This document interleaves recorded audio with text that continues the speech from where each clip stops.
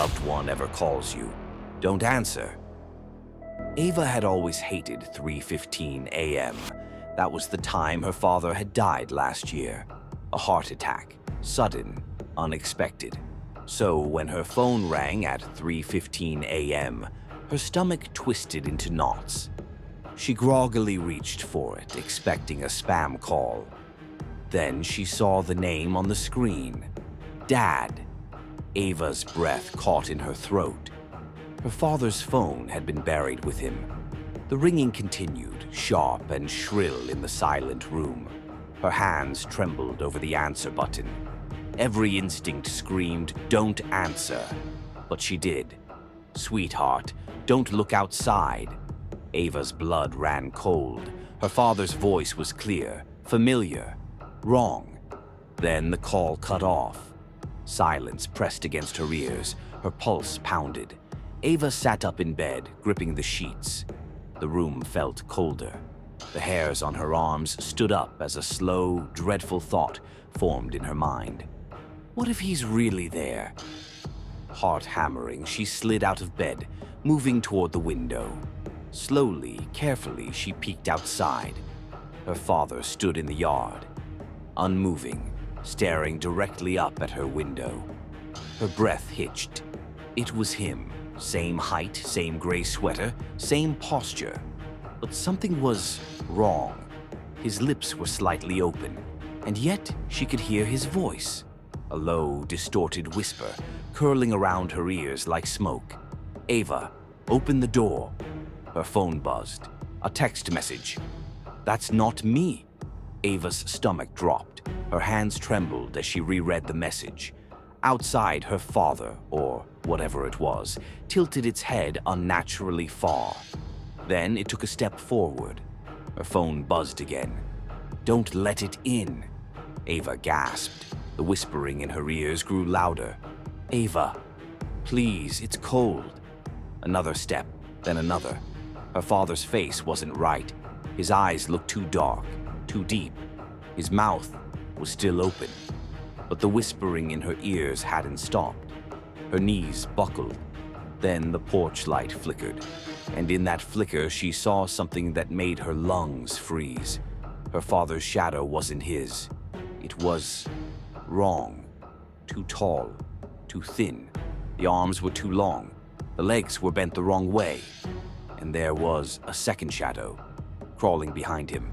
Her phone buzzed violently. Ava clutched it with shaking hands and typed, "Where are you?" A reply came instantly. "Behind you." Ava's body locked up. The air behind her grew heavy. Cold breath brushed her neck. A shadow stretched across the floor. Her mirror fogged up.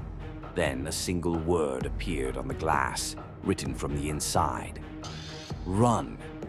The thing behind her laughed, not her father's laugh. Something else, something hungry. The lights flickered. Her phone screen glitched. For a brief second, her front camera turned on. She saw herself, and behind her, a pale, grinning figure with hollow eyes. Everything went black. Ava woke up on the floor. Her throat was raw, as if she'd been screaming. Her phone lay beside her, screen cracked, open to a single message. "You shouldn't have answered." She scrambled up, heart hammering. The room was too quiet. She grabbed her phone and checked the time. 3:16 a.m. Only a minute had passed. Or had it? Then the floorboards outside her door creaked. Ava froze. She wasn't alone. Something was breathing in the hallway. A slow, wet, rattling breath. Her closet door creaked open, and from the darkness inside, a voice whispered, "Ava, let me in." Her father's voice. But it wasn't coming from the door. It was coming from the walls, the ceiling, the floor beneath her. Ava bolted for the hallway. She ran down the stairs, heart in her throat. The house was pitch black. Then her phone vibrated. A call. Dad. Her vision blurred with fear. The whispering returned. "Ava, open the door. Ava, let me in." She reached the front door, hands shaking as she fumbled with the lock. Then, her phone screen glitched. For a brief second, she saw something in the reflection, something tall, watching her, right behind her. The door flung open and a pair of ice-cold hands grabbed her wrists. She screamed. Darkness swallowed everything. Epilogue: The Forgotten Girl. The next morning, Ava's mother found the front door wide open. Ava was gone. Her phone lay in the hallway, screen cracked, open to a single message. You shouldn't have answered.